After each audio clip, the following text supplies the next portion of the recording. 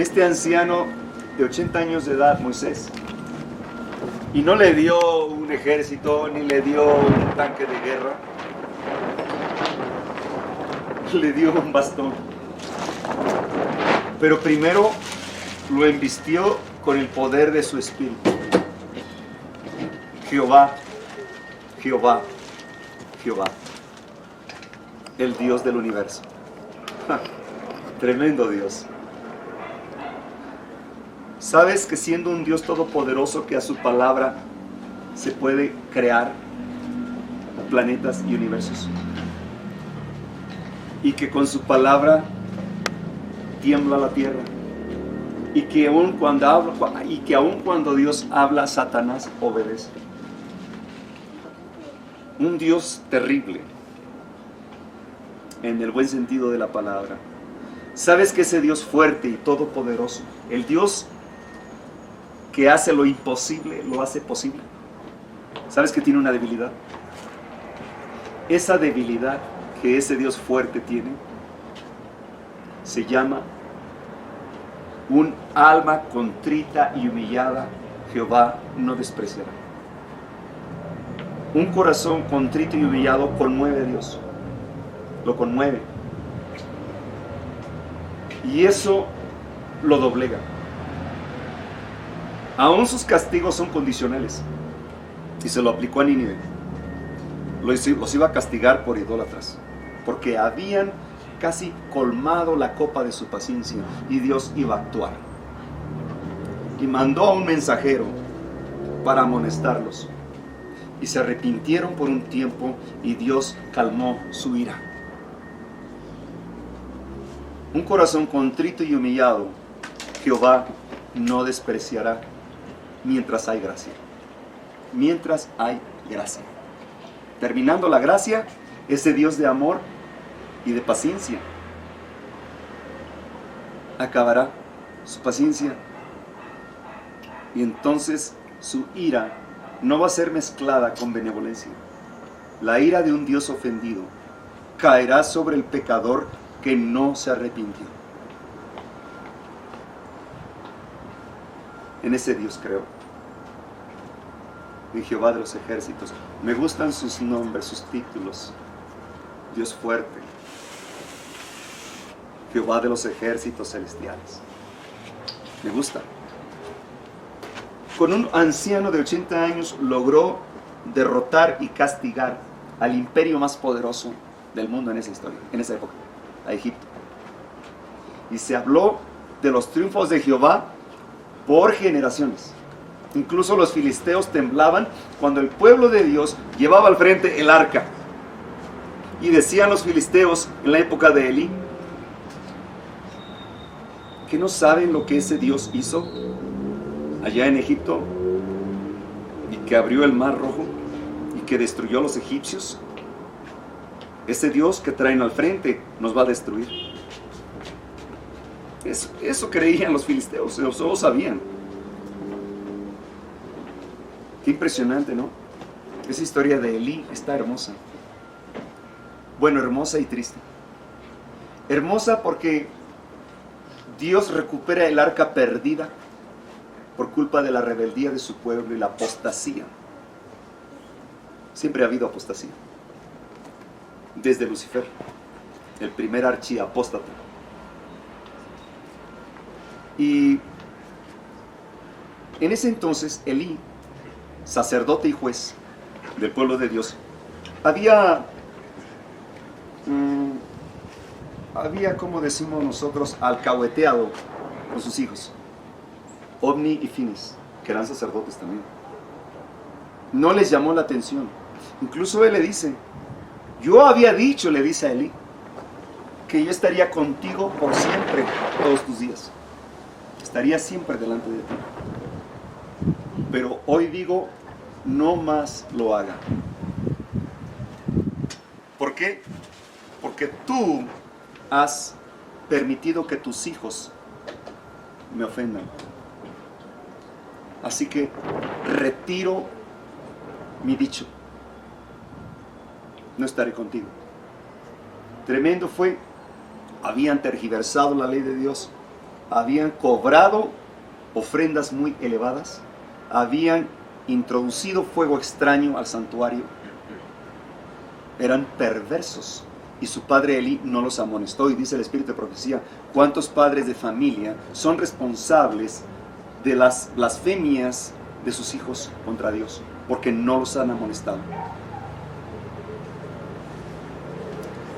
Esa vez el pueblo de Dios perdió la batalla ante los filisteos, y los filisteos les quitaron el arca del pacto.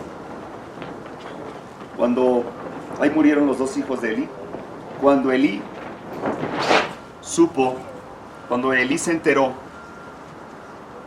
cayó fulminado. Dudo que Elí se salve, sus hijos menos, y eran sacerdotes, porque no se arrepintieron en todo el tiempo que Dios les dio de vida. Bueno, quiero continuar con los triunfos de Jehová. ¿Con cuántos logró dominar a los filisteos en la época de David? Con un jovencito, David, 17 años. ¿Con cuántos logró salvar de la hambruna a su pueblo? Con un jovencito, José. ¿Sabes?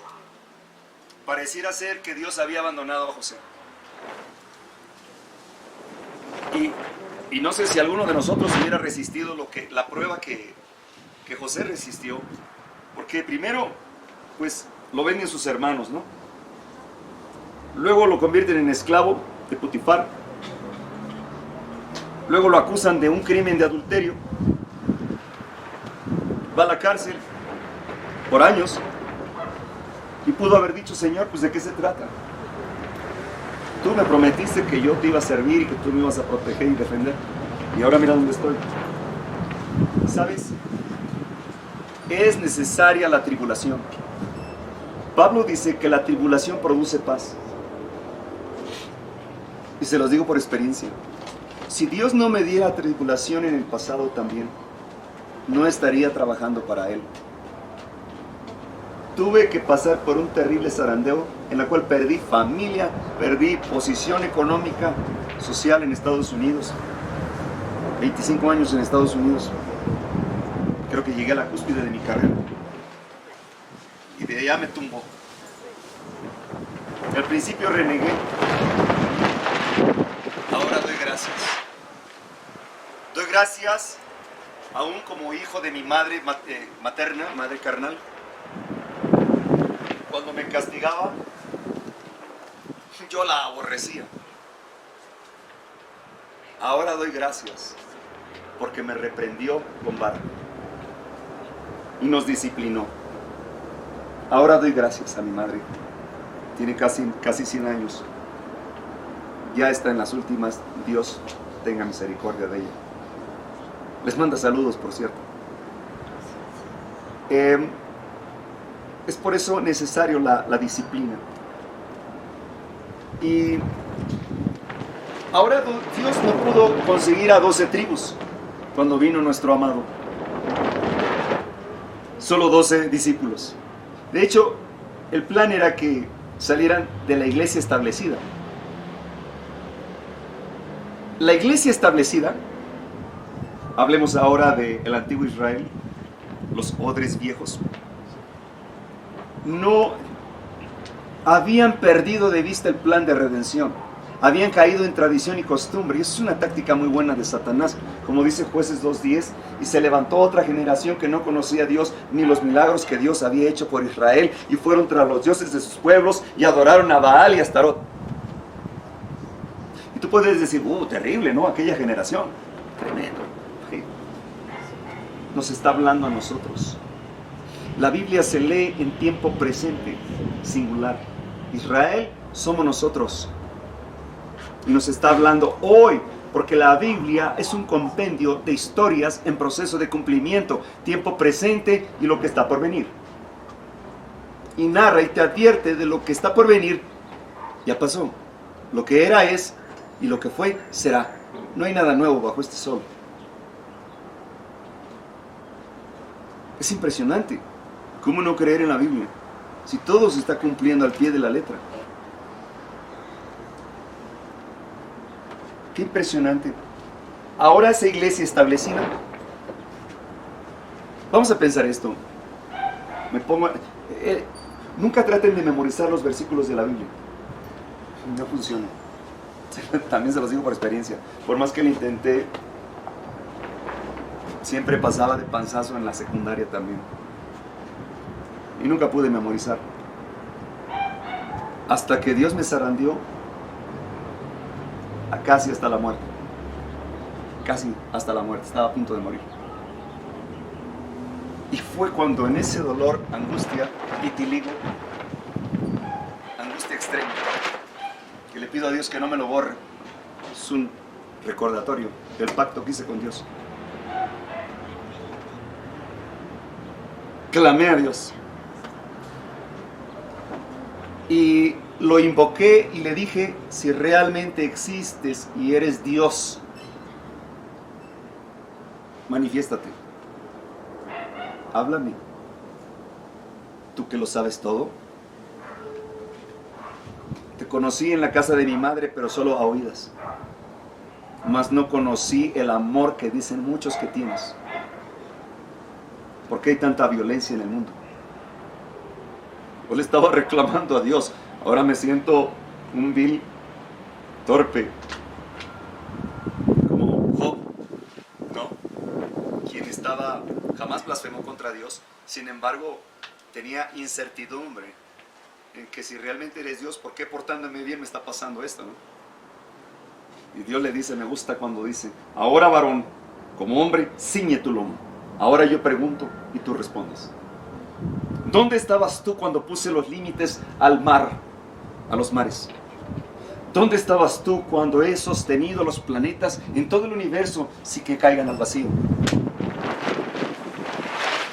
¿Dónde estabas tú cuando he producido el viento, el oxígeno, los elementos de esta tierra y le doy de beber agua y alimento a los pajarillos aún en las montañas más altas? Dime tú, mortal, ¿dónde estabas cuando puse los cimientos de esta tierra?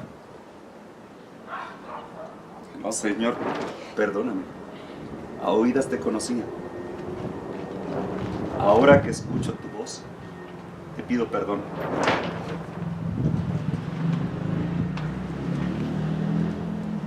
En ese momento clamé a Dios y Dios me contestó. ¿Saben dónde lo conocí? En una prisión en Estados Unidos de Norteamérica. No estudié para pastor. Y ahora doy gracias a Dios. Nada personal, ¿verdad? Pero me habría conformado mucho. Me habría vanagloriado posiblemente, ¿no? Lo digo en aspecto personal.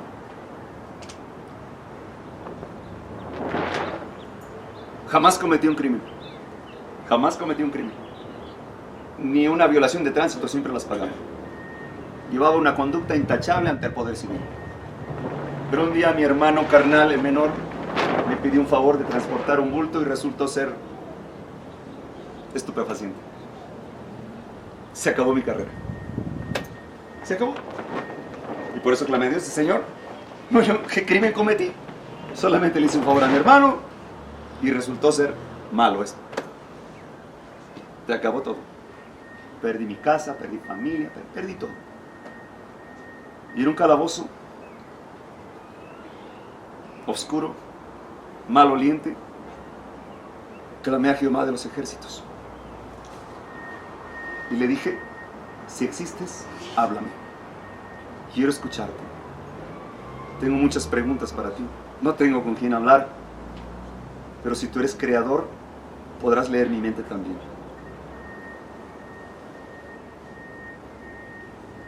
A los 3 días, un anciano me regaló una Biblia. Yo en ese momento no le platicé a nadie. Sí, en mi mente pedía la única manera de conocer a Dios era a través de este hermoso libro. Y a los 3 días me lo regalaron, un anciano, que no volví a ver nunca en mi vida. Mi pregunta era, ¿quién eres tú? Esa fue mi primera pregunta. ¿Quién eres? ¿Existes? Y cuando abrí, exactamente donde dice, yo soy Jehová, tu Dios, que te saqué de la tierra de Egipto de casa de servidumbre. Wow, mi piel se enchinó, me sentí pequeñito. Dije, bueno, debe ser casualidad. Sí, casualidad. No creo que esto sea real, no. A ver, ahí te va la otra pregunta.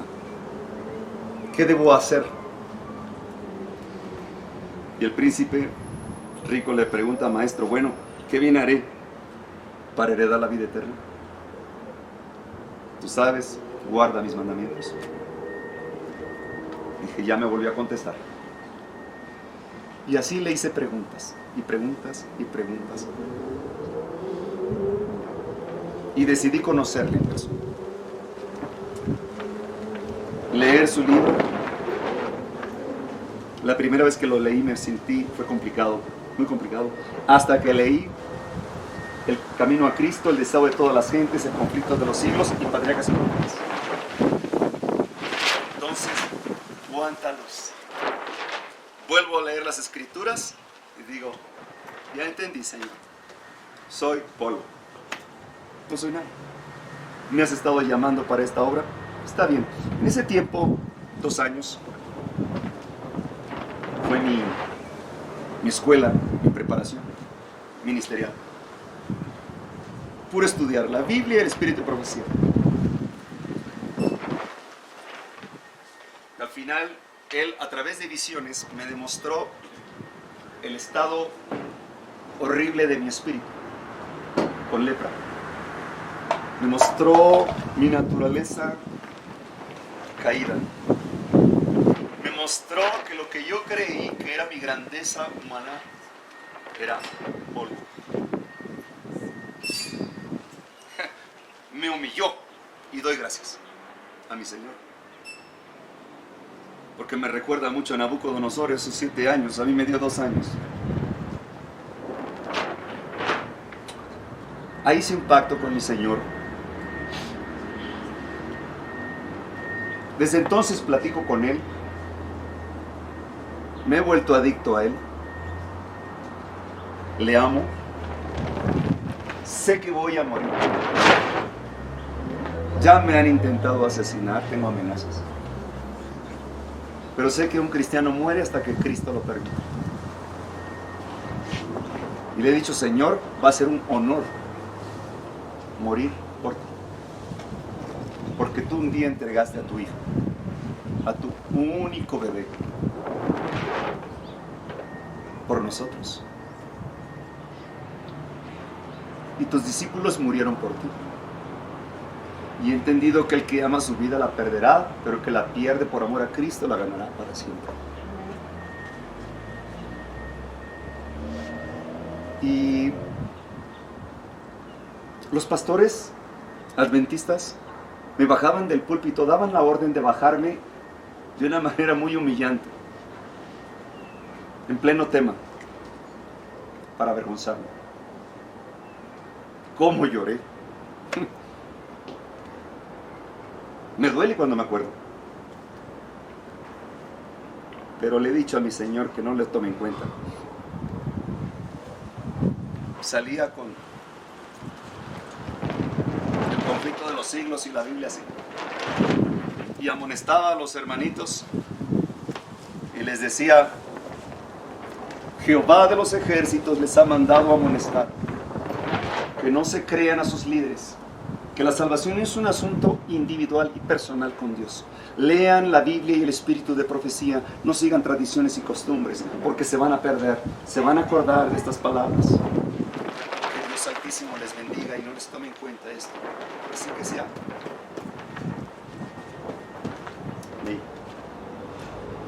La 4ª vez que me bajaron del púlpito, sí fue horrible. Hasta que me encerré y dije, bueno, realmente, ¿por qué me bajan? ¿Será que ya no soy adventista? Y si ya no soy adventista, pues Señor, quítame la vida, no quiero ser nada más. Hice un día un pacto contigo, tú me convertiste, no me convirtió ningún hombre, ningún pastor, ningún evangelista, tú me convertiste personalmente. Ahora, Señor, si me trajiste a esta obra, dime tú, Señor, ¿qué voy a hacer? Me fui a la casa de mi madre. Tenía varios libros del espíritu de profecía, pero uno me llamó la atención.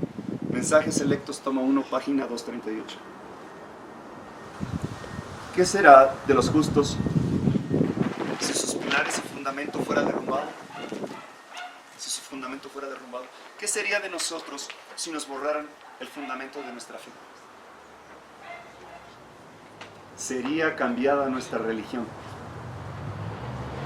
Se escribirían nuevos libros de una nueva teoría filosófica.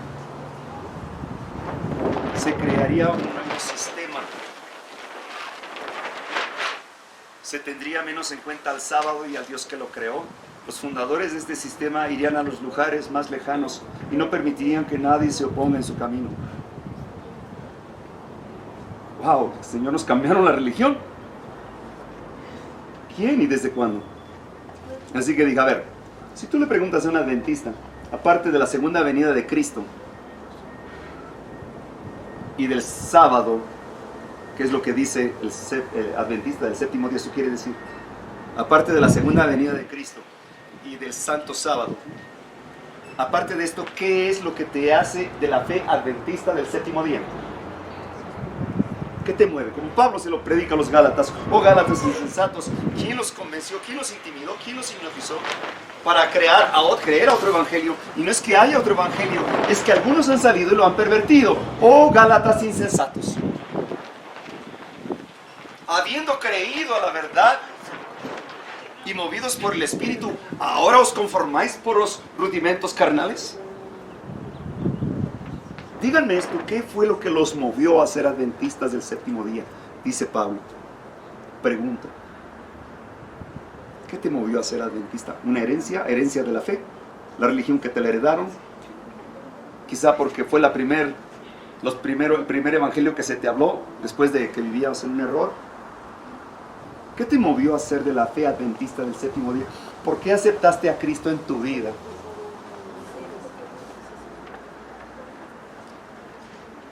Y a la mayoría que no conoce el fundamento de su fe, quítales el templo y el pastor y son nada.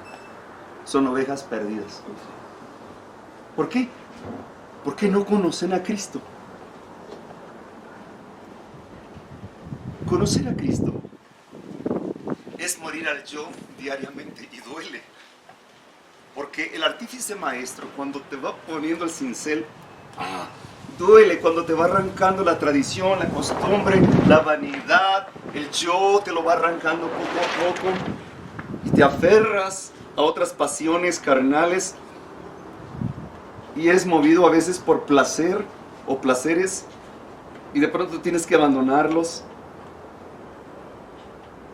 y tienes que entrar por padecimiento y tienes que sufrir rechazo, vituperios, persecución, que intenten matarte, que te amenacen, que tengas que dormir en la selva, abajo de un árbol, en una terminal de autobuses, o en una galera, o en el piso con hermanos pobres. Ahí es donde se siente lo que significa padecer juntamente con Cristo. Por eso le dice al príncipe rico, deja todo lo que tienes, repártelo a los pobres, toma tu cruz y sígueme.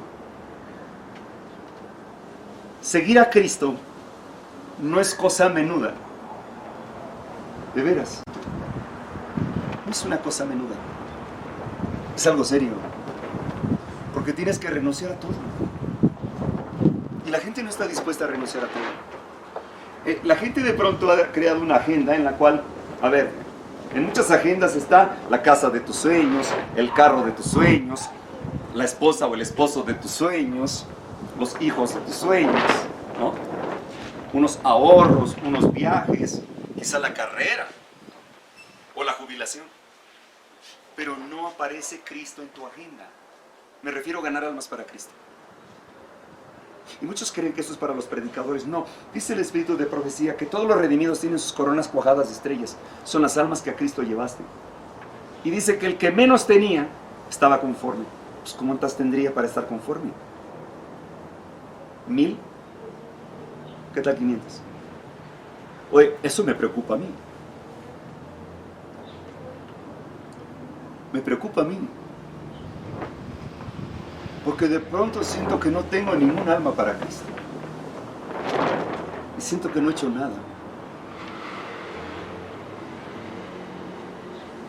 Al cielo solo van discípulos. Cristo no vino a buscar miembros de iglesia, vino a buscar discípulos. Analícenlo bien. Él no dijo, vayan, crean en mi evangelio, crean en mí, se unen a una religión, escogen un pastor que les predique bonito, agradable, que mueva sus sentimientos, se sientan ahí, si quieren van 2 veces a la semana, si quieren traen por ahí los mismos y las ofrendas, cantan alabanzas de vez en cuando, pero solo con creer en mí, una vez salvos, siempre salvos. ¿Dónde está eso? Eso es una trampa de Satanás. Eso es una trampa. Y tú puedes decir, pero yo no soy predicador. Bueno, ve los dones del Espíritu Santo. A unos maestros, a otros evangelistas, a otros diáconos, a otros ancianos. ¿Sabes? El testimonio de Cristo se da por fe, por hechos. Cuando tú has estado con Cristo, tú tienes que reflejar a Cristo en la forma de cómo hablas, en la forma de cómo vives. No solo por tus palabras. Cuando una persona abraza a alguien que tiene un perfume caro, se le impregna eso. Y eso es precisamente la oración, es como un perfume agradable que se impregna. Porque la oración es el suspiro del alma, pero es una esencia agradable a la presencia de Jehová de los ejércitos. El verdadero cristiano tiene que nacer de nuevo. Y Nicodemo no entendía. Nacer de nuevo es un asunto raro en estas épocas de la vida, dice la sierva del Señor. Muy raro. Casi nadie quiere nacer de nuevo. Nacer de nuevo, es decir, la santidad es una entrega interna y externa. Que los principios del hombre y la mujer sean totalmente cambiados por los principios divinos. Tus pensamientos, tus propósitos, tus planes, tus proyectos, tus pasos, todo lo que tú haces solamente manifestará a Cristo. Y ya después, Cristo. Y ya tu rato libre, Cristo. El cristiano debe de estar compartiendo el evangelio, estudiando, orando, predicando. A menos que estés dormido, porque también hay que dormir tus 8 o 7 horas. Esa es la vida del discípulo. Es renunciar a todo. ¿Sabes que muchas familias se van a perder por sus propiedades? Otros se van a perder por los lazos familiares. Porque papá, mamá, el esposo, la esposa, los hijos no han salido de la ciudad y porque no han aceptado a Cristo y porque estamos preocupados porque andan haciendo lo malo y estamos orando a Dios para que los corrija. ¿Qué no nos ha quedado claro? El que ama más a padre, madre, hijo, hija, esposo, esposa, más que a Cristo, no es digno de Cristo. Quizá mucho no nos ha quedado claro. Pero muchos se van a perder por sentimentalismo, por no controlar sus emociones. Mira qué interesante, cuando nuestro amado, en esas 3 tentaciones las mencioné anteriormente, cuando después de ayunar, el apetito, presunción y la mundanalidad. Esas son las 3 piedras de tropiezo que no permiten que el pueblo de Dios se consagre y se rinda a Cristo. 3 piedras de tropiezo. Por eso de pronto vamos a ver que nos encontramos solos. ¿Por qué? Apetito. No todos aceptan la reforma pro salud. La dieta edénica. Génesis 1:29. No todos la aceptan. Hay gente que la ha aceptado por asuntos de salud, pero no porque Dios lo dijo, sino porque sabe que si Dios les da ley de salud, se enferma. Pero hay muchos que solamente guardan la reforma pro salud mientras están frente a otros hermanos. O sea, llevan a cabo otra personalidad. Los de doble ánimo, que dice Pablo. Hay que hablar mucho acerca de esto. Recuerden que la reforma pro salud incluye la educación, pero se refiere a la verdadera ciencia de la educación cristiana, plasmar la imagen y semejanza de Cristo en nosotros, no a la educación mundana. Cristo no nos mandó a ser ingenieros, arquitectos, abogados. Esas carreras las inventó Roma. Cristo nos mandó a ser discípulos y se acabó el asunto. Nada más. Pero nos enseñaron Es lo malo de vivir en las ciudades, ¿no? Nos enseñaron que hay que estudiar una carrera para hacer algo en este mundo. No en el de Cristo, no en la vida de Cristo, no, en este mundo. ¿Y quién designó los títulos nobiliarios y los títulos profesionales? Roma. Roma. Ellos te establecen el examen y el libro. ¿Tú quieres investigar? No, aquí está el examen y el libro porque yo te doy el título, esta mi sello, para que seas alguien en la vida. ¡Qué engaño tan mortal! Y entonces los cristianos, después de la Reforma Protestante, ¿cómo es que los cristianos que tenían sus propias escuelas en sus iglesias y que comprendían que el verdadero discípulo de Cristo, el verdadero cristiano, no manda a educar a sus hijos al mundo, sino que los educan los propios padres? Con una así dice Jehová, como educaron a Jesús, como educaron a los profetas. Porque la educación es una doctrina, como hemos mencionado. Y es ahí nos convierten en ateos. Y no creer en la creación, sino en la evolución. Y entonces nos engañaron. Y la iglesia, los jesuitas, desarrollaron un sistema educativo que fuera atractivo a los protestantes para que voltearan a ver acá. Desarrollaron las competencias para clasificar a las universidades en una mejor posición social. Harvard, Oxford, Yale, todas estas universidades crearon las competencias, el mejor en matemáticas, el mejor en los deportes, y los protestantes dijeron, acá debe estar mi hijo, que debe ser el número 1 en estas materias. Y los protestantes se volcaron a la educación romana. Y de allá nos llevaron. Y nos cambiaron los nombres, y nos cambiaron la dieta. ¿Cuál es el objetivo de Satanás? Castrarnos, cambiarnos la dieta, borrar a Dios de nuestras mentes. La misma táctica cuando Daniel, es lo mismo. El enemigo no es tan efectivo. Casi siempre comete los mismos errores, están en la Biblia. Pero la verdadera ciencia de la educación cristiana es plasmar la imagen de Cristo en nosotros. Educar a los niños con lo básico de matemáticas, lo básico de letras y lo demás a la ley del testimonio. Y tendrás un hombre o una mujer dignos del reino de los cielos. Y Dios te dará tu premio, porque recuerda, tus hijos no son tuyos. Tus hijos son prestados. Y Dios te va a pedir cuentas de ellos. Dice la hermana White que Dios va a pedir cuentas a las madres lo que servían en sus mesas a sus hijos, solo para complacer sus apetitos. Y estos niños no podían discernir. Cayeron en enfermedades por excesos de azúcares, lácteos y carnes. Y entonces no podrían discernir. Y luego nos preguntamos, ¿por qué está la iglesia así? ¿Por qué Cristo no ha venido? Es que no me ha predicado. Claro que el evangelio se predicó. De hecho, en cualquier momento podría venir Cristo. Si Él quisiera, ya podría venir. Interesante esto. La razón por qué Cristo no ha venido.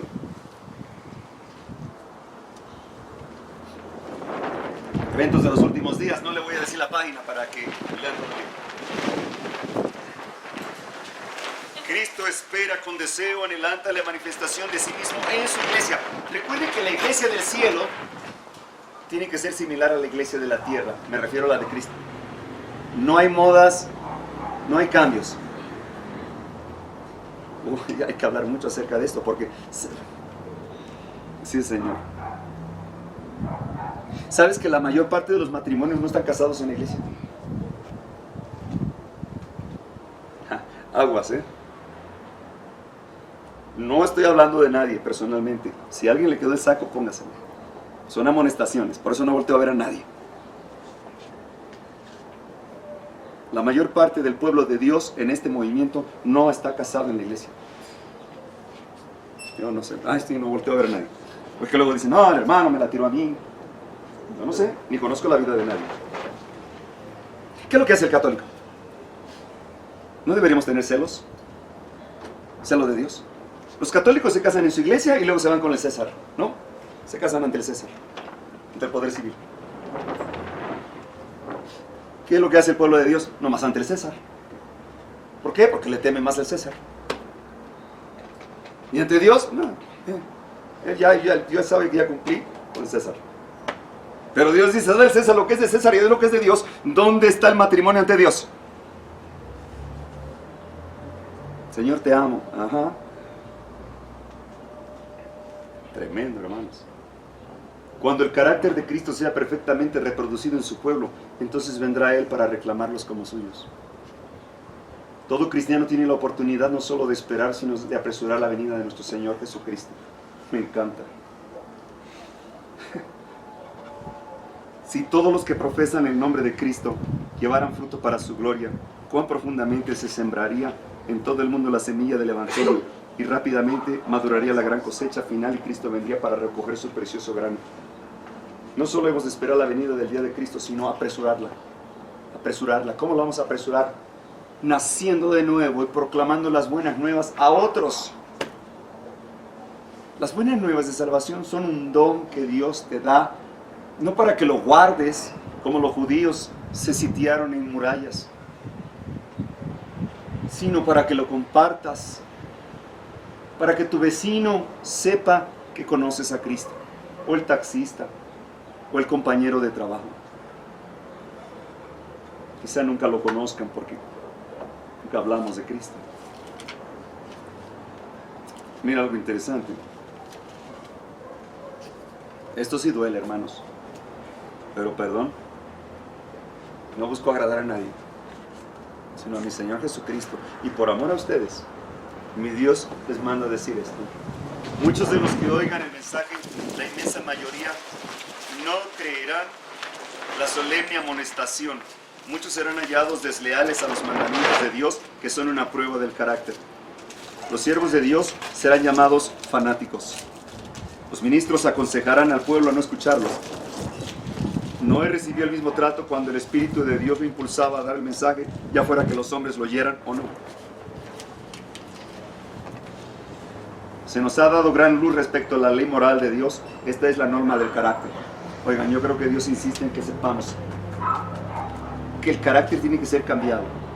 Pero sabes, Dios no viene a cambiarlo como una varita mágica. Ahí les va.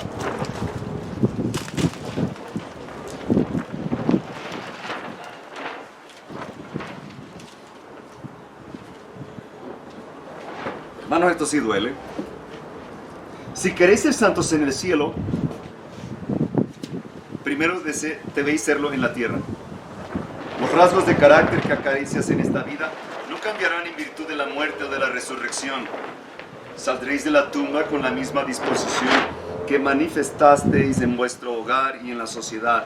Jesús no cambia el carácter en su segunda venida. La obra de transformación debe hacerse ahora.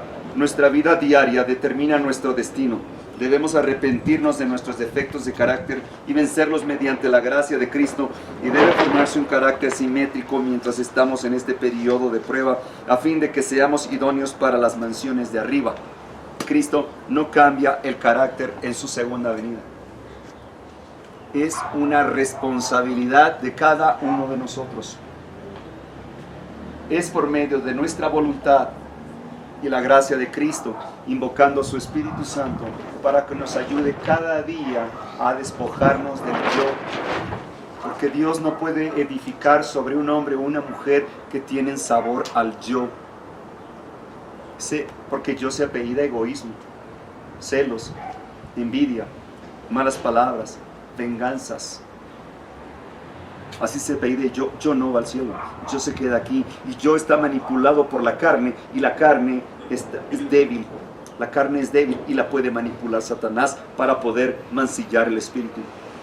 El espíritu está dispuesto, pero la carne a veces no le permite, porque muchos de nosotros somos movidos por medio del placer carnal. Y creemos que podemos amar. El ser humano no puede amar si no ama a Cristo primero. Jesús dijo claramente, sin mí nada podéis hacer. No puedes conocer el amor espiritual si no conoces a Cristo y trabajas para Cristo. Entonces verán los resultados. Así que esa piedra de tropiezo, la primera, el apetito, está relacionado al carácter, porque nadie va a poder cambiar el carácter si no cambia su dieta.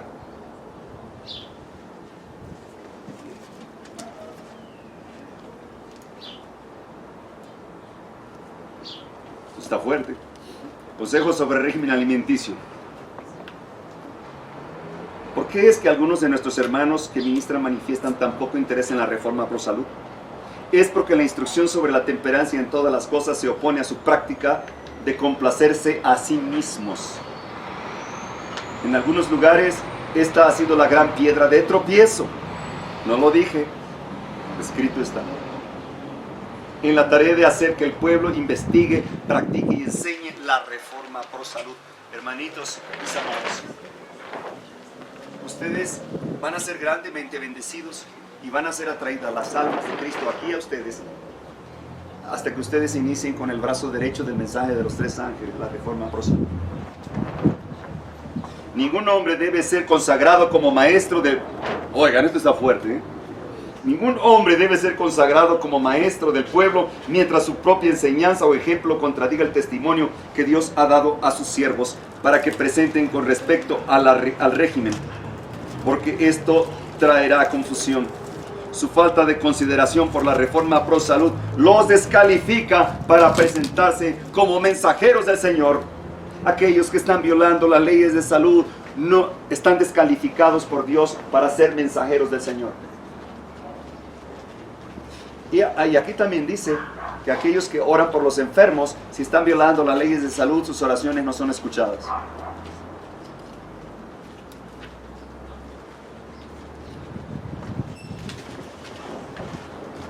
Los que enseñan los principios de la reforma pro salud deben comprender la enfermedad y sus causas y deben entender que toda acción del agente humano debe estar en perfecta armonía con las leyes de la vida.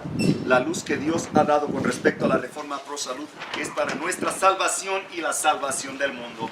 Los hombres y las mujeres deben ser informados con respecto a la habitación humana, preparada por nuestro Creador como su lugar de morada, y sobre el cual Él desea que seamos fieles mayordomos. Ahora, qué interesante. Una y otra vez se me mostró que Dios está tratando de guiarnos de vuelta paso a paso a su plan original, que el hombre subsista a base de productos naturales de la tierra. Las hortalizas, legumbres, frutas, cereales deben constituir nuestro régimen alimenticio. Ni un gramo de carne debiera entrar en nuestro estómago. Bueno, esto es nada más para los que van al cielo, ¿ok? Nada personal. Y no lo dije, aquí está escrito. El consumo de carne es antinatural. Hemos de regresar al propósito original que Dios tenía en la creación del hombre. ¿No es tiempo ya de que todos prescindan de consumir carne? Los que esperan la venida del Señor, ¿quiénes? Los que esperan la venida del Señor. Con el tiempo eliminarán el consumo de carne. La carne dejará de formar parte de su régimen. Siempre debiéramos tener este fin en cuenta y esforzarnos para avanzar firmemente hacia él. No puedo pensar que en la práctica del consumo de carne nos hallemos en armonía con la luz que Dios le ha agradado darnos. ¿Continuarán quitándole la vida a las criaturas de Dios para saborear su carne como un manjar delicioso esas mismas personas que tratan de ser santas y puras? Los que han recibido instrucciones acerca de los peligros del consumo de la carne, el té, el café y alimentos demasiado condimentados y malsanos y quieren hacer un pacto con Dios por sacrificio, no continuarán satisfaciendo sus apetitos con alimentos que saben que son malsanos. Dios pide que los apetitos sean purificados y que se renuncie a las cosas que no son buenas.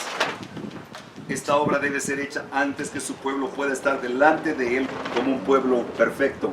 Escrito está. Hermanos, no ha sido fácil, aún para un servidor. Sobre todo a veces caminar solo. Hay mucha tentación en el camino. Y a veces cuando paras en una terminal, cuando vas a transbordar otro autobús.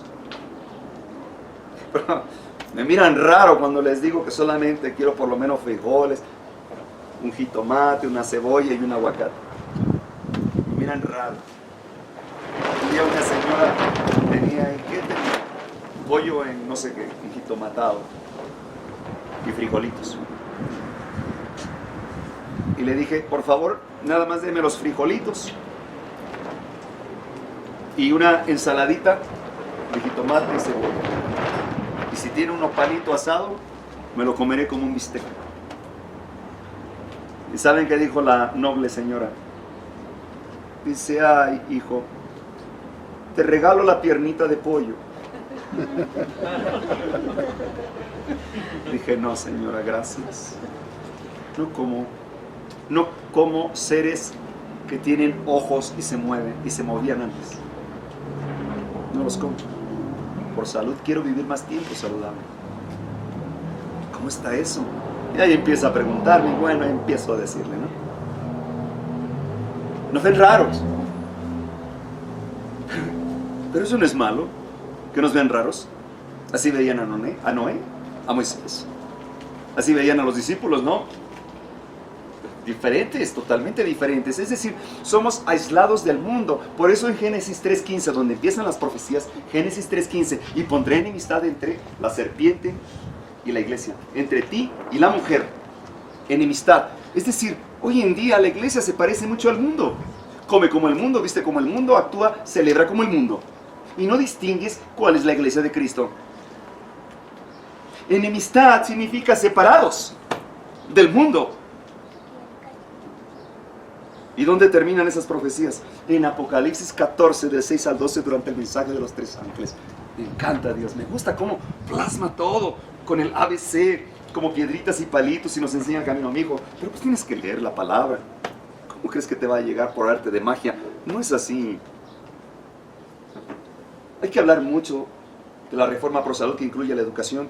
La reforma del vestido. La reforma del vestido. No voy a mirar a nadie. Señor, ayúdame, por amor a tu pueblo, a tu nombre y a la sangre de tu Hijo amado. Los hombres y las mujeres deben vestirse de acuerdo y en armonía a los mandamientos de Dios. Que el cuerpo pueda tener plena circulación libre de sangre sin ropa apretada o ajustada. La mujer no vestirá ropa de hombre y no se refiere a los pantalones femeninos, que el hombre vista los femeninos y la mujer los masculinos. No. La ropa de hombre se distingue claramente, son pantalones, porque eso refleja la figura femenina y el ser humano, el varón, es sexual por naturaleza. Tiende a ser atraída su mirada, y dice la sierva del Señor que cuando una hija de Dios se viste provocativamente y hace caer al Hijo de Dios, ambos han pecado. No es culpa solamente del que vio porque la vista es libre, sino de quien atrajo su mirada a una tentación e hizo caer un Hijo de Dios.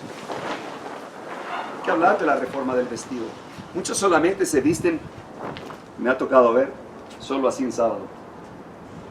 El resto de la semana visten como el mundo. Es decir, debemos de arrancarnos ya ese disfraz. Y se los digo por amor. Se los digo por amor. Un día no podrán decir que no lo supieron. Pero es necesario amonestar al pueblo de Dios. Dios dice claramente, he aquí, yo reprendo y castigo al que amo. Sé pues celoso y arrepiéntete. Esa reforma del vestido, hay que hablar mucho de la reforma del vestido. De las ropas íntimas femeninas que les aprietan, que usan metales que son absorbidos, esos metales, el plomo sobre todo, por los poros, por la piel. Con los desodorantes que tienen base de aluminio, que supuestamente son antitranspirantes. ¿Qué significa antitranspirante? Que no permite que sudes. Es decir, que a través del órgano linfático, uno de los filtros, las axilas, que no salgan las toxinas, hay que bloquearlos con ese desodorante para que no salgan tus toxinas, te enfermes. Hay que hablar mucho de esto y no me alcanza el tiempo. Estamos hablando, ¿qué es lo que abarca la reforma pro salud? Vida en el campo. Salgan de las ciudades. Ahora, ok, no se trata nada más de agarrar las cosas y vámonos. No. Hay que empezar a trabajar para Cristo en la ganancia de almas. Dios se va a enternecer, se va a compadecer cuando vea que este grupo, esta familia, están motivados y están movidos por el Espíritu Santo para salir a ganar almas.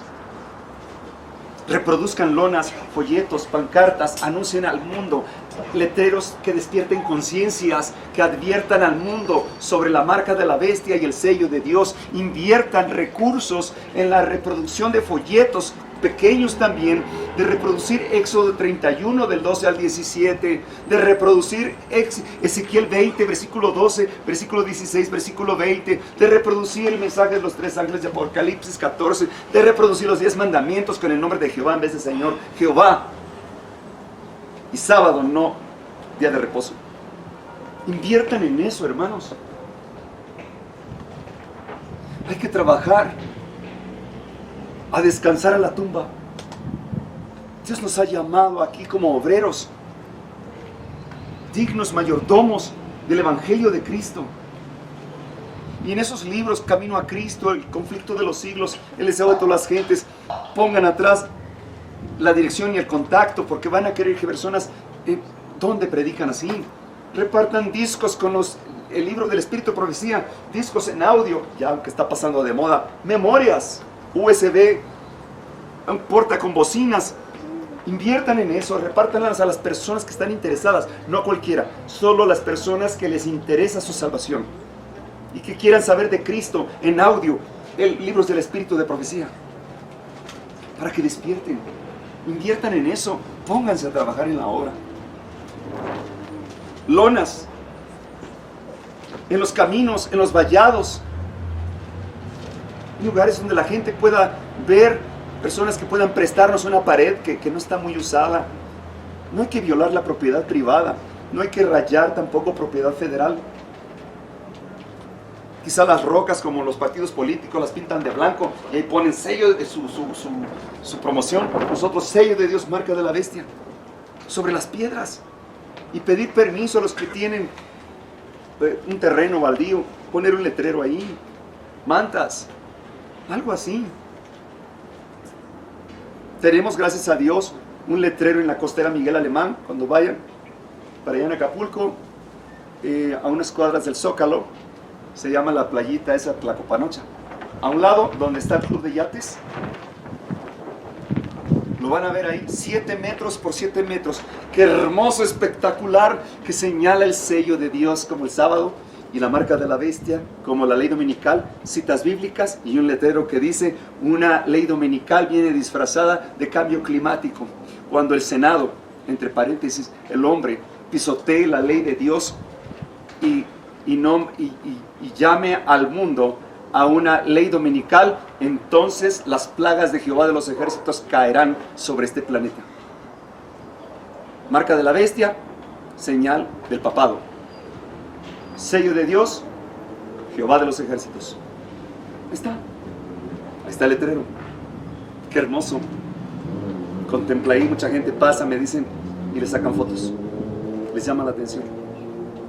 Y ya, gracias a Dios, tenemos más lonas para publicarlas en diferentes lugares. Hermanos, eso es trabajar para Cristo.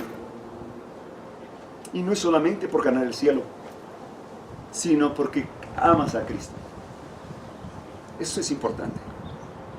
Eso es lo que tenemos que hacer. Ahora, la Reforma Pro Salud, prepárense también como médicos misioneros. No importa la edad. A ver, Moisés, ¿a qué edad empezó? A los 80 años. ¿Y para qué sirve una persona de 80 años? Para manifestar los triunfos de Jehová. Eso es muy importante. Por eso a Gedeón le dijo: no, disminúyeme tu ejército, porque luego creen que la gloria es para ustedes. 300, a ver cómo toman agua, a ver cómo llevan a cabo la Reforma Pro Salud. Muy bien, sencillamente, a estos 300 nada más. Vamos a pelear. 300 hombres con Gedeón. Oh, hermanos, esto está tremendo. Dios logra los triunfos con el mínimo de personas, pero que estén consagrados, que estén dispuestos a vivir a Cristo en sus vidas. La primera piedra de tropiezo. La segunda es presunción, ¿no? Aviéntate de cabeza, no, sus ángeles mandará cerca de ti para que tu pie no tropiece. Satanás se sabe la Biblia al revés y al derecho. Eso nos debería dar celo de Dios. Conoce el tiempo del fin y conoce el fin del tiempo. Conoce nuestra constitución humana y sabe cómo enfermarnos. agobiarnos. ¿Sabes cómo enferma a la mujercita? Por el sistema nervioso. Colitis nerviosa. Porque la mujer es más sentimental. La mujer se preocupa hasta de lo que todavía no ocurre, ¿no? Se preocupa de los hijos, aunque todavía ni siquiera hayan salido. Que Dios le bendiga. Hasta luego. Hasta luego, Hasta luego, hermanitos. Gracias a Dios. Entonces, la mujer es más preocupona. Tiene que poner sus problemas y sus angustias y incertidumbres en manos de Dios. Cuando vas en oración a Cristo, platicas con Él, le entregas tus problemas en sus santas manos. Y de pronto te levantas, sigues preocupada, ya le arrebataste los problemas y los volviste a echar a la espalda y los andas cargando todo el día. ¿De qué sirvió haber orado? ¿De qué sirvió haber clamado a Dios por ayuda? Así que Satanás sabe cómo enfermarnos. Presunción. Muchos creen merecer la salvación tan solo con pertenecer al pueblo de Dios. Y creen merecer el sello de Dios. Hay que tener cuidado. Creer en Dios es solamente un conocimiento. Creer en Dios es un conocimiento. Pero si no hay hechos, si no hay testimonios vivos, de nada te sirve. Entonces es necesario comprender. No importa cuán solemne sea el llamado de Dios para una iglesia, si ésta se aparta o no cumple con la instrucción divina, Dios los abandona y se busca a otros. No caigamos en presunción, la segunda piedra de tropiezo. La tercera piedra de tropiezo, mundanalidad. Le dice el enemigo a Cristo: todos estos reinos te daré si postrado me adoras. Y le mostró los reinos de la tierra, en toda su gloria terrenal.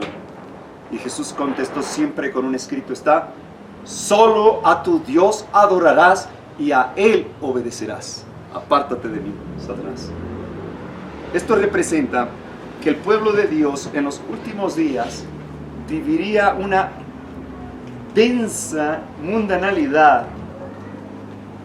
¿Se acuerdan de la mujer de Lot? La mujer de Lot, bueno, primero que nada porque su esposo fue lento y no actuó primero, si no se habría salvado toda su familia. Pero la mujer de Lot extrañaba las tradiciones y costumbres de la ciudad de pecado. Así va a pasar en los últimos días. El pueblo de Dios está tan envuelto en la mundanalidad que solo su agenda personal, la que más conviene a él o a ella, es la única que predomina. Entonces, son movidos por tradición y costumbre, son adictos a la televisión, y esto incluye películas, cine, todo eso. Incluye también a los jóvenes juegos electrónicos, dioses ajenos como WhatsApp, Facebook, los medios de comunicación. Fíjense que en el juicio de Dios, en el conflicto de los siglos, el juicio investigador, dice que Dios está minuciosamente investigando cada tiempo perdido, cada oportunidad rechazada. Tiempo perdido. Porque todo tiempo, actividad u objeto que te aparta de Dios, ya hiciste un Dios. Eso dice la ley espiritual en cuanto al segundo mandamiento. Entonces muchos creen: oye, yo no adoro imágenes, no soy idólatra, no hay imágenes inertes. Pero ¿qué pasa con la mundanalidad? Que todavía muchos del pueblo de Dios están tan metidos en esa mundanalidad que tienen planes a futuro. Oh, cuando termine esta pandemia, vamos a hacer esto, vamos a hacer aquello, vamos a iniciar este negocio,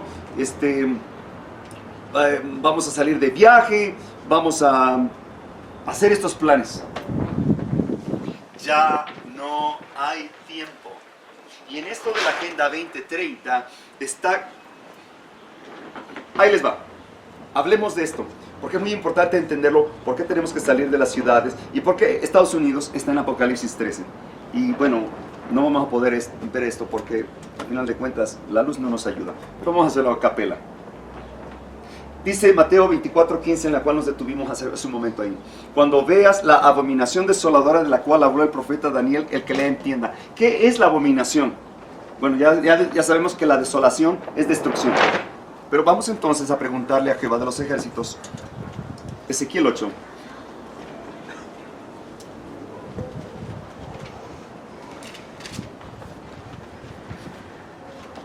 Y conste que va a hablar otra vez aquí en las Sagradas Escrituras del pueblo de Dios. Del pueblo de Dios. Miren nada más. Ezequiel 8, versículo 1, para comprenderlo mejor, en el contexto.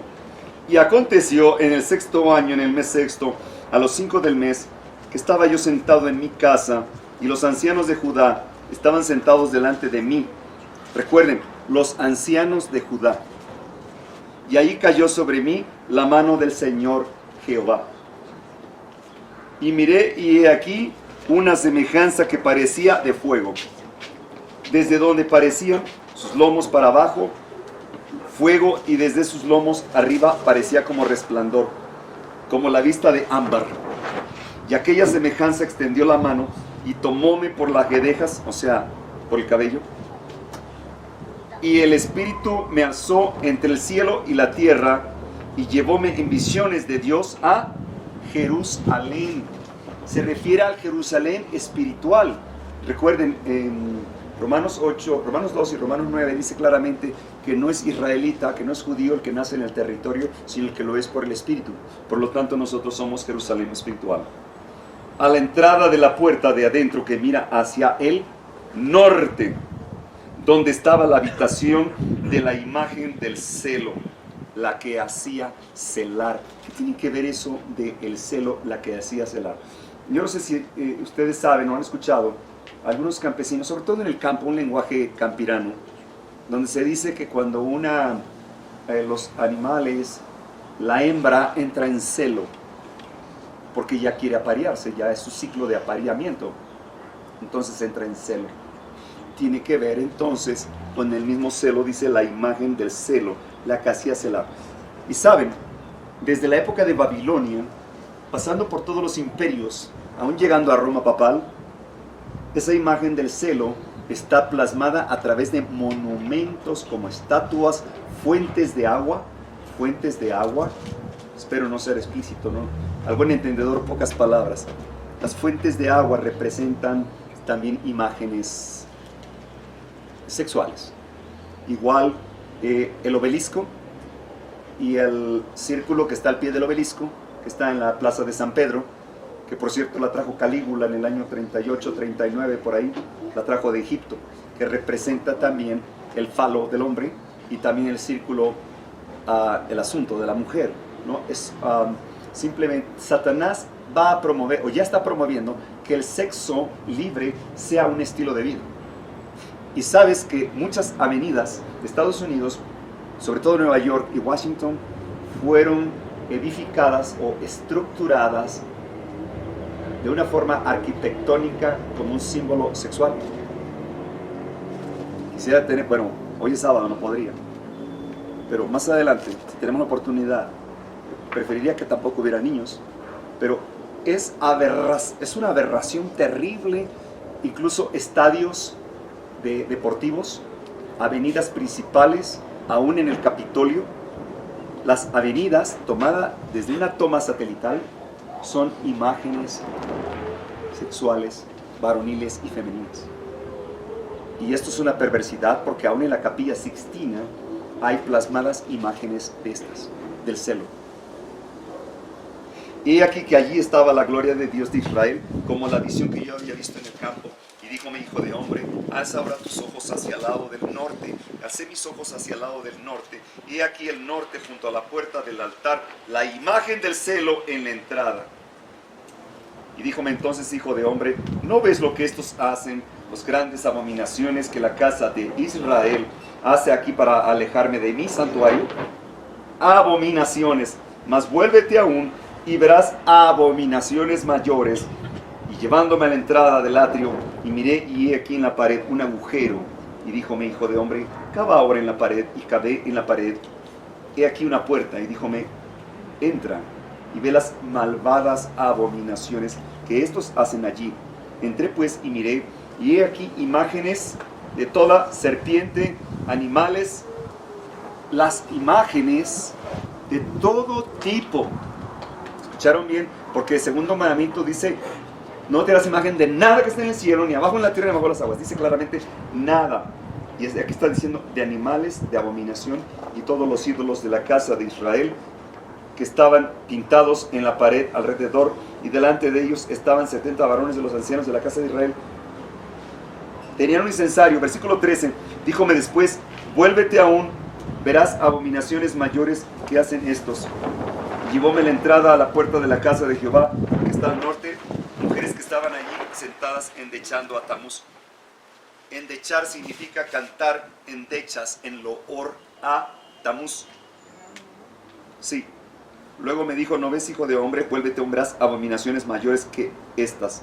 Y me llevó al atrio de entrada de la casa de Jehová, y aquí junto a la entrada del templo de Jehová, entre la entrada y el altar, como 25 varones, y sus espaldas vueltas al templo de Jehová, sus rostros al oriente, donde nace el sol, encurvándose al nacimiento del sol, a la ley dominical. ¿No has visto, hijo de hombre, las cosas livianas?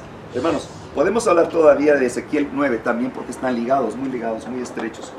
La abominación tiene que ver con imágenes de idolatría, de todo tipo de imágenes, sobre todo imágenes de un estandarte pagano o idólatra. Miren, en el año 70, el conflicto de los siglos confirma exactamente lo que ocurrió en Jerusalén cuando Jesús profetizó que esa ciudad sería destruida y que no quedaría piedra sobre piedra, aunque también se refería a su iglesia. En 3 días, ¿no? Así que Roma imperial, como dice Mateo 24, dice, cuando veas la abominación desoladora de la cual habló el profeta Daniel, que la entienda. Como dice Marcos 13, Marcos 13 hace eco Lucas 21, dice, cuando te veas rodeada de ejércitos. Se refiere a ejércitos idólatras, acerca de la abominación desoladora, ejércitos idólatras. En el año 70, cuando el ejército romano salió de Roma, llevó a cabo un ritual al dios Marte, dios de la guerra. Y entonces se dirigieron a Jerusalén, sitiaron Jerusalén, clavaron el estandarte. ¿Qué había en ese estandarte? Un águila dorada rodeada de una corona de olivos que representa triunfo. Esa águila, mirando hacia la derecha, representa al dios Sol. Este lado representa el futurismo y el pasado, el preterismo. Ahora también puede representar varonil y femenino, como los ojos del dios Ra, izquierdo y derecho. Ahora, clavan el estandarte y le dicen a Jerusalén, ríndete. Ahí rindieron incienso al dios solar, representado por el águila real, hincándose con una rodilla, como los jesuitas. Dice el espíritu de profecía, tan pronto como los ejércitos paganos romanos clavaron su estandarte idólatra, así dice, Jerusalén quedó sitiada. Ahí comprendieron las palabras de Jesús de Mateo 24, que esté arriba en la azotea, o el que esté en el campo, no baje por el abrigo o lo más precioso para salir al campo. Ay de las que están embarazadas, que vuestra huida no sea en sábado ni en invierno. En ese momento comprendieron. En poco tiempo y sin aparente explicación, el ejército romano, al mando de Cestio Galo, hizo una retirada.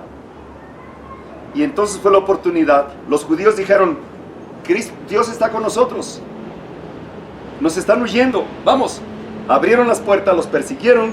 Los discípulos salieron al campo, escapa por tu vida. Y dijo Flavio Josefo, un escritor judío no cristiano, que en esa matanza no murió ningún cristiano porque hicieron caso al profeta Jesús de Nazaret. Eso lo dijo Flavio Josefo. Bien, poco tiempo después, ya que se encerraron, vino el general Tito y los sitió para finalmente destruir a todo Jerusalén. Y no quedó nada, no quedó piedra sobre piedra, quedó todo destruido. Ahora, ¿qué tiene en relación para nuestros días? Fíjense nada más. Esa águila representa el sol.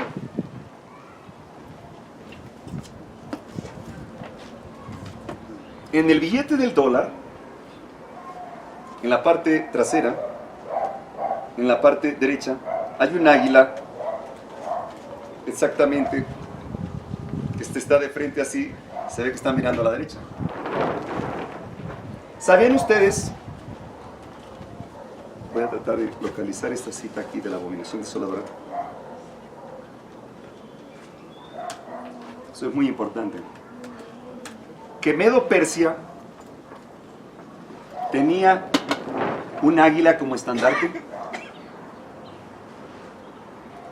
que Grecia, el imperio sacro, la abominación desoladora, ok. Se la voy a compartir nada más por lectura. Abominación desoladora. Qué impresionante. Miren, lo que está detrás del billete del dólar se está explicando el nuevo orden mundial desde Génesis 11, Apocalipsis 13. Y vean, está un águila. En la parte superior del águila hay pentagramas, no estrellas, porque no existen estrellas de 5 picos, pentagramas.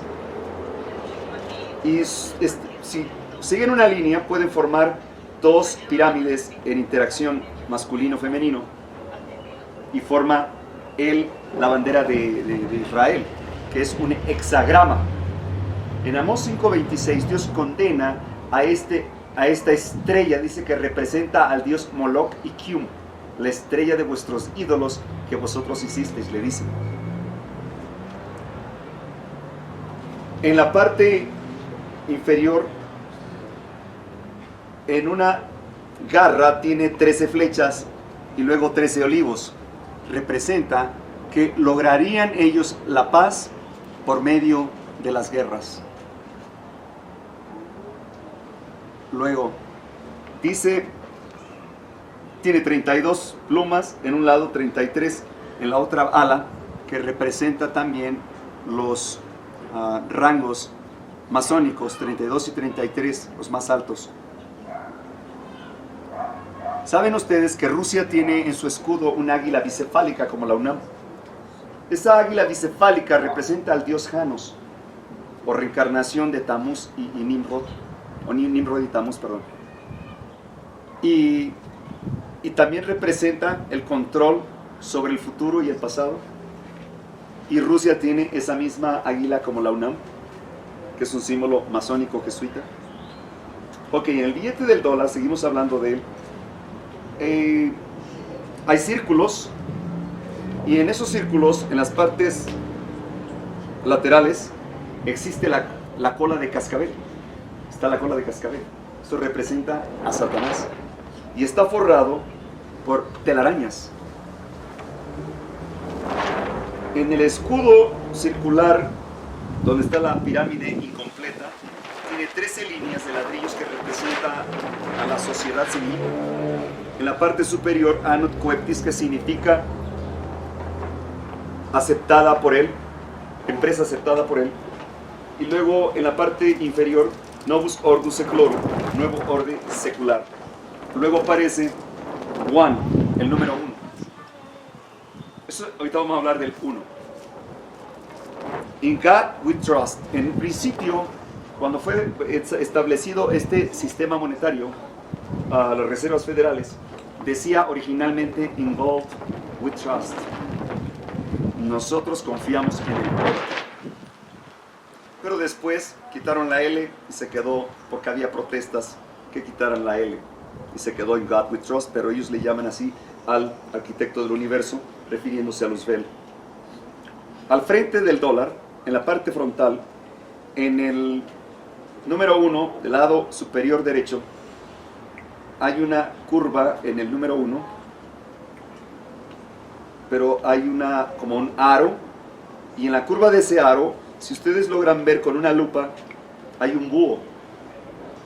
Hay un búho. Este representa a Moloch. La palabra uno significa unidad.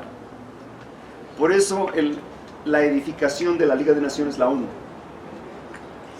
fue creada después de la Segunda Guerra Mundial para el control de las naciones.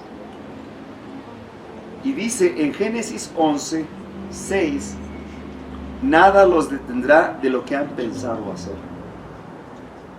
En Cuernavaca, Morelos, hay algunos espectaculares que he visto donde dice, nada nos detendrá. Así dice esa frase.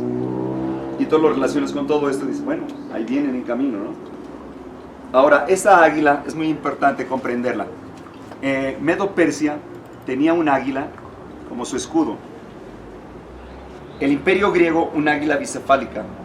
El imperio romano tenía una águila dorada. Por cierto, los soldados se les reconocía como águilas romanas.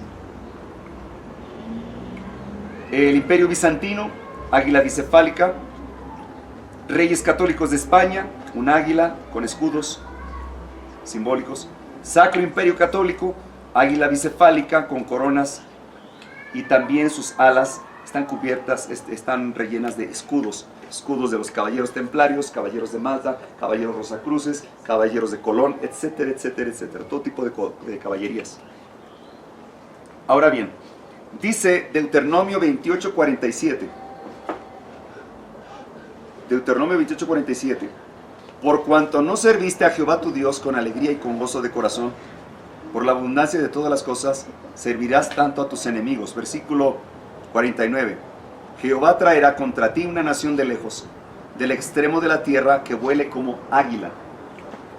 Nación cuya lengua no entiendas, gente fiera de rostro que no tendrá respeto al anciano, ni perdonará al niño.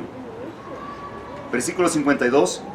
Pondrá sitio a tus ciudades, hasta que caigan tus muros altos y fortificados en que tú confías en toda tu tierra. Sitiará pues todas tus ciudades y toda la tierra que Jehová tu Dios te hubiere dado.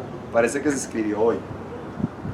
Estamos sitiados por la abominación desoladora. Ahora no es un ejército romano imperial, es un ejército romano papal. Son los jesuitas. Y nos tienen rodeados. Estados Unidos representa la bestia escarlata o roja de Apocalipsis 17, donde la ramera, que es la iglesia romana, se sienta sobre el poder civil Estados Unidos de Norteamérica, y esta bestia tiene 10 cuernos que representa 10 reinos que aún no han recibido su poder. Esos 10 reinos tienen representación en el pasado con los pueblos bárbaros de Europa. Que por cierto, hace unos 2 años, 3 años, Europa fueron los líderes europeos al Vaticano y declararon al Papa Francisco I como su líder espiritual. Vamos a hablar más de águilas.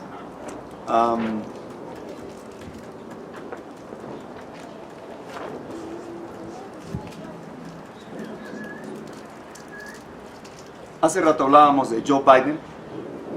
Es el primer católico con instrucción jesuita o formación jesuita como presidente de Estados Unidos. Hay que recordar, hacer un recuento, un recordatorio de que nunca un papa había entrado a Estados Unidos de Norteamérica desde su fundación hasta que vino Juan Pablo II. Luego, nunca había entrado un papa al Senado norteamericano hasta que vino Francisco I. Y es un jesuita.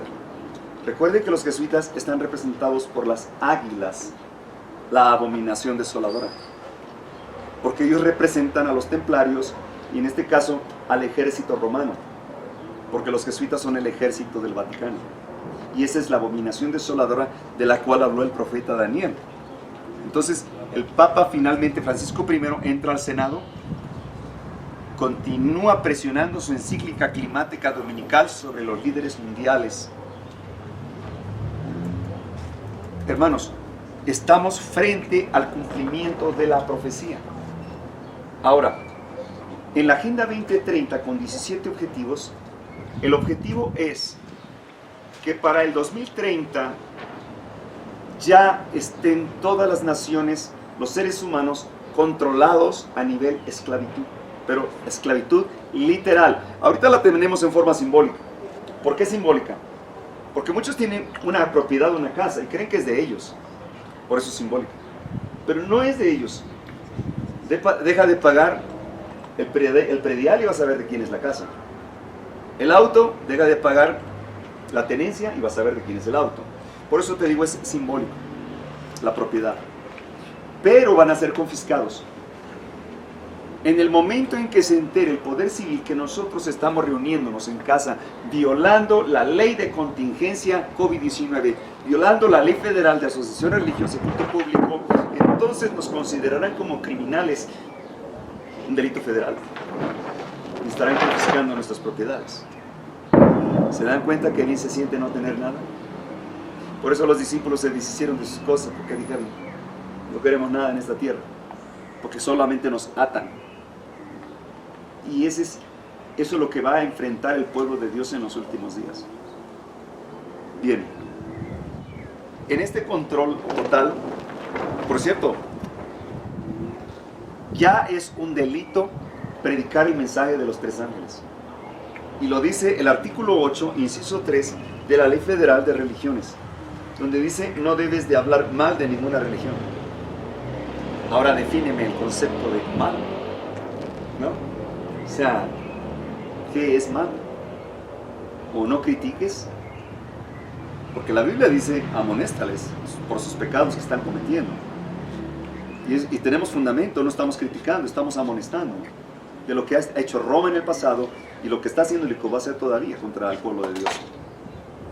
Pero predicar este mensaje de los 3 ángeles es un delito federal, porque además sigue diciendo que debemos de tener relación ecuménica con todas las asociaciones religiosas inscritas en el país, aún con los adoradores de la calavera, porque ellos están registrados ante el Estado.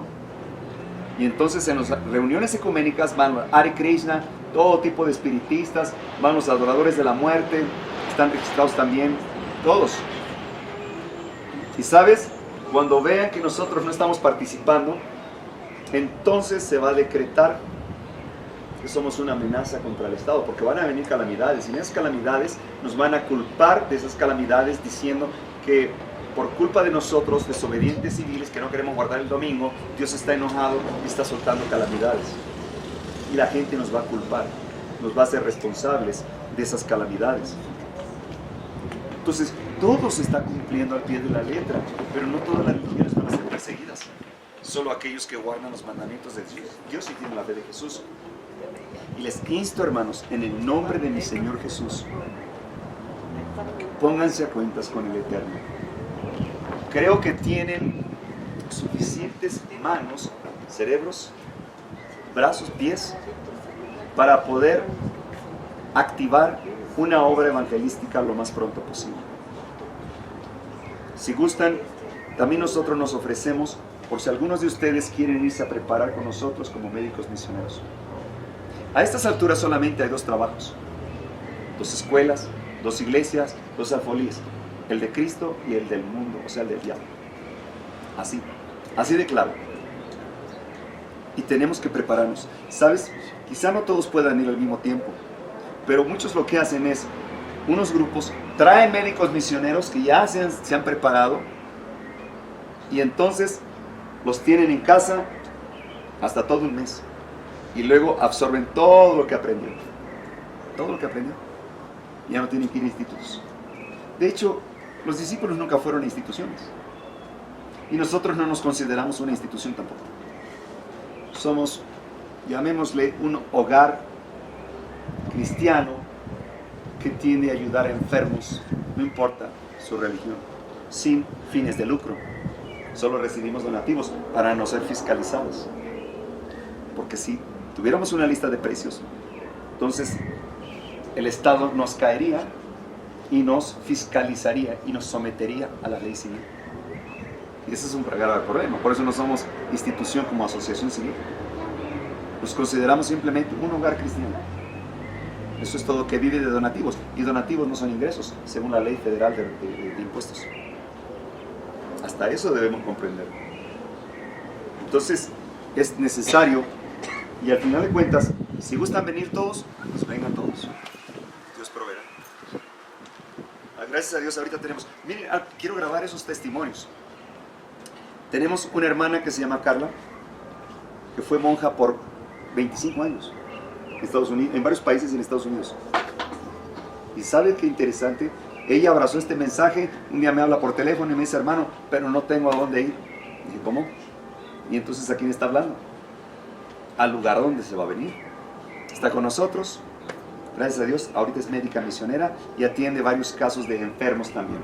Tenemos otros casos ahí, hermanitos jóvenes, hermanos adultos, a Willy, Kedwin Willy, que estaba estudiando teología en Loma Linda. Le faltaban creo que 2 semestres para graduarse como pastor. Y cuando lo senté frente a esa computadora y le enseñé la apostasía omega, dijo, entonces estoy en un error, perdiendo mi tiempo. ¿Sí? Renuncia allá, se prepara como médico misionero y ahorita, gracias a Dios, está encargado, uno de los encargados del puesto de avanzada en Madison, México. Tenemos otros hermanitos también, a Emma, un jovencito llamado Daniel, a la hermana María Antonieta, que también es una obrera bíblica. Y bueno, otros hermanos que están por venir de Estados Unidos, que solamente están arreglando últimos detalles para salir de Estados Unidos. Entonces, es necesario actuar lo más pronto posible. Y si de alguna manera, hermanos, desean trabajar junto con nosotros, bienvenidos. Bien, podríamos establecer un enlace para que algunos de aquí vayan para allá y otros de allá vengan para acá y trabajar como una buena mancuerna, apoyándonos, trayendo predicadores y llevando jóvenes o adultos de aquí para allá también y trabajar juntos y hacer campañas evangelísticas, aquí también apoyándolos y ustedes apoyándonos también allá, ¿no?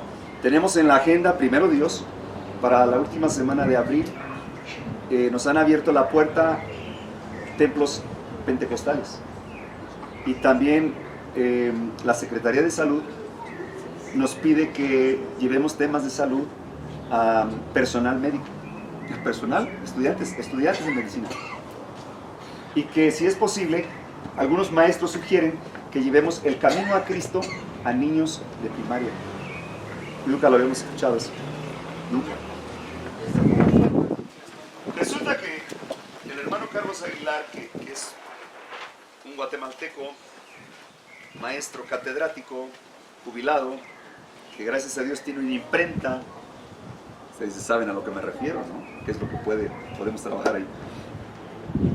Escucha ese mensaje, lo abraza y dice, hermanos, ¿cómo puedo trabajar con ustedes? Me interesa este mensaje. Tráiganme un mensajero acá. Conozco, dice, él dice, yo soy pastor pentecostés, puedo abrir puerta en las iglesias pentecostés. Así que el hermano Miguel Orozco me invitó, fuimos. Fue sorprendente, una experiencia. Predicamos en 7 templos, más o menos 6 o 7 templos pentecostales, en radio y en televisión, y abrazaron muy bien el mensaje, hermanos. Fue una experiencia hermosa, hermosa. Y los hermanos han preguntado que cuándo regresamos. Así que este hermano, como fue catedrático de universidad, tiene contactos en la universidad. Sus alumnos han llegado ya a cargos de gobierno, incluso a ministerios públicos federales. Y nos han pedido, dice, puedo abrir la puerta, puedo tocar la puerta y me van a abrir. Hay que llevar temas de salud, hay que hacer una campaña evangelística, pero a través de la salud. Y la otra dice, los templos evangélicos, más que la salud, dice, me están pidiendo temas de profecía como lo que predicó de Apocalipsis 14. Hermanos, esto es sorprendente, allá tienen hambre, mucha hambre. Y sabes que mientras los grupos pequeños de sostén propio están sentados en sus hogares o en sus lugares, no están avanzando en la obra, estos hermanos guatemaltecos están pidiendo el mensaje. que llevar. Se requieren, obviamente, obreros calificados que puedan venir a acompañarnos. Y ahorita tenemos ya planeado personal, quizá unas 7 personas que podríamos ir para predicar. Qué raro, mi hermano Juan Manuel, mi hermano carnal, el médico, dice, me gustaría acompañarles para ser parte de esa experiencia. Le dijimos, bueno, pues será una gran bendición que nos acompañes, ¿no? Y se ha anotado. Así que estamos trabajando ahorita en este momento, nos preparamos con estudios, porque vamos a presentarnos en universidades. Y son gente que de pronto capacitada que te va a hacer preguntas, ¿no? Y debes de conocer la materia.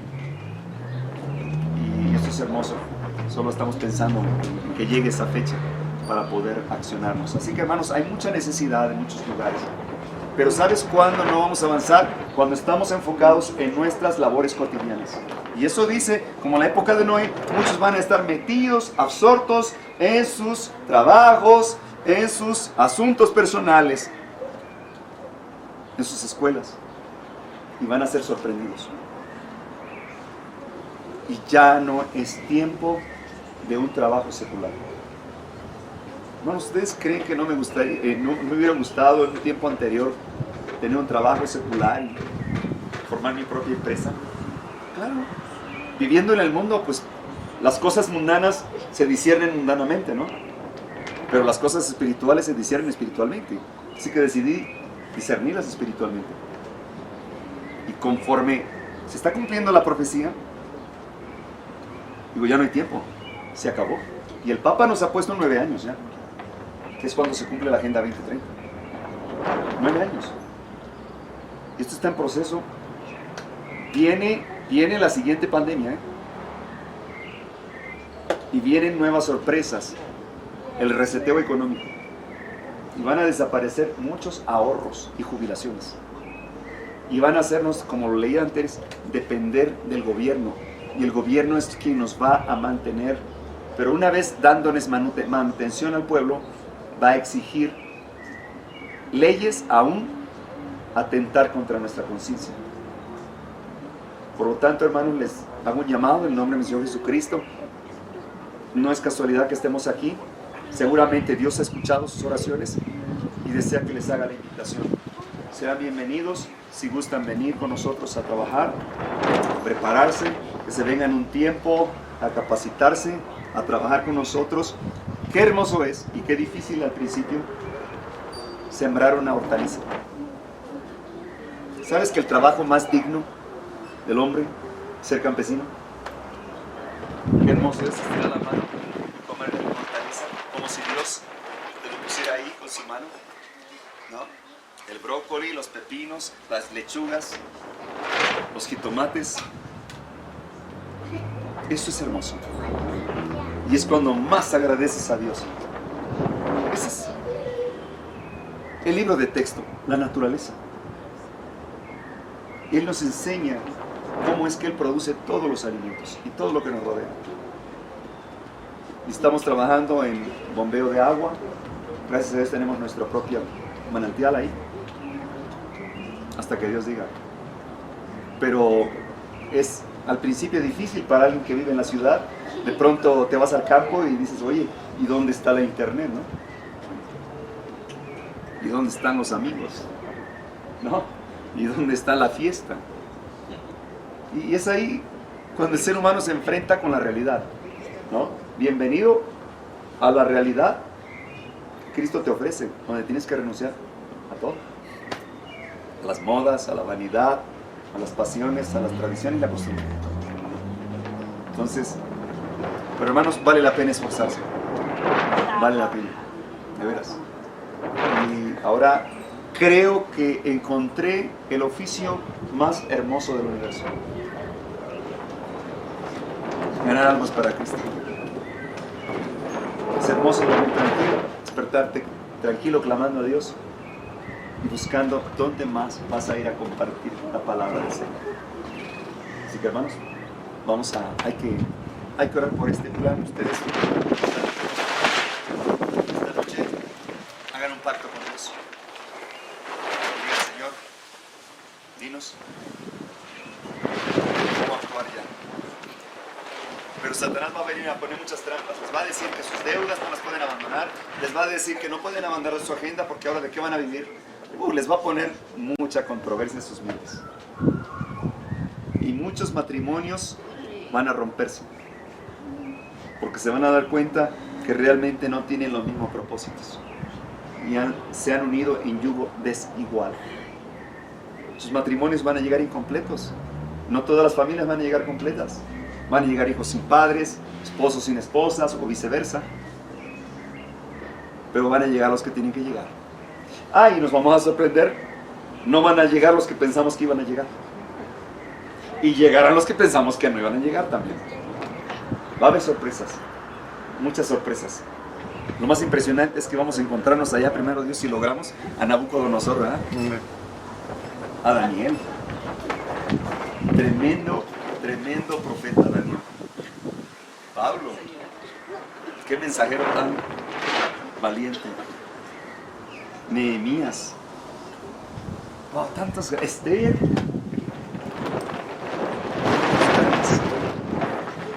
Hermanos, vale la pena. La mesa está servida. Solo faltamos nosotros. La mesa está servida y Cristo es el que nos va a atender personalmente. Y va a ser una gran ceremonia, porque ahí va a estar el primer Adán frente al segundo Adán.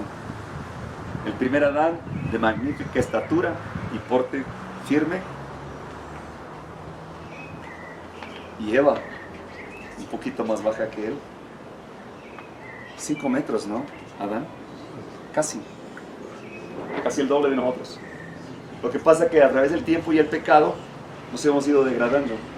Y como nos vemos pensamos que estamos guapos. No, nos vemos normales, pero no somos normales. Antes eran hermosos, altos, y vivían 930 años. Adán.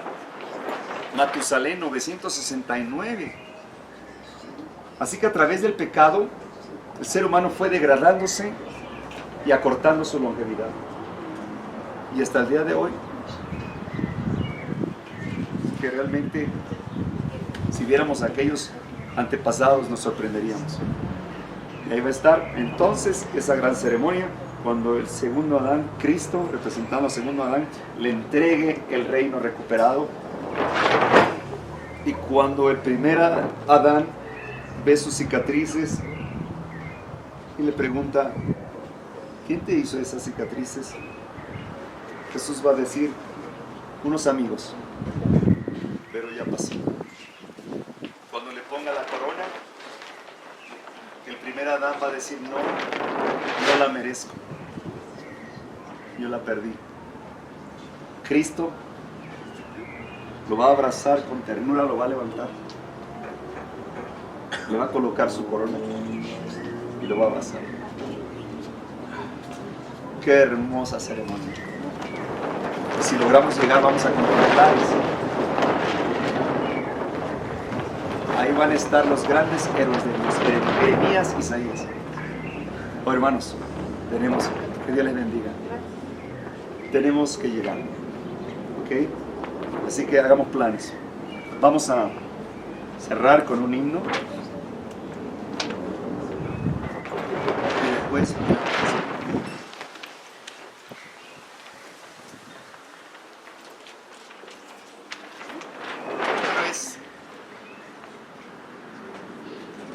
en las riberas del río nos veremos junto al río, cuyas aguas cristalinas, ¿alguien se lo sabe? Brillan argentinas del reino de nuestro Dios. Oh, sí. ¿Está prendida la bocina? Sí, ¿verdad? No. ¿Me ayudan, por favor? Gracias. Oh, sí, nos congregaremos en la ribera hermosa del ¿Qué pena la de esta? ¿No? ¿Se ve? Sí, se ve. A ver.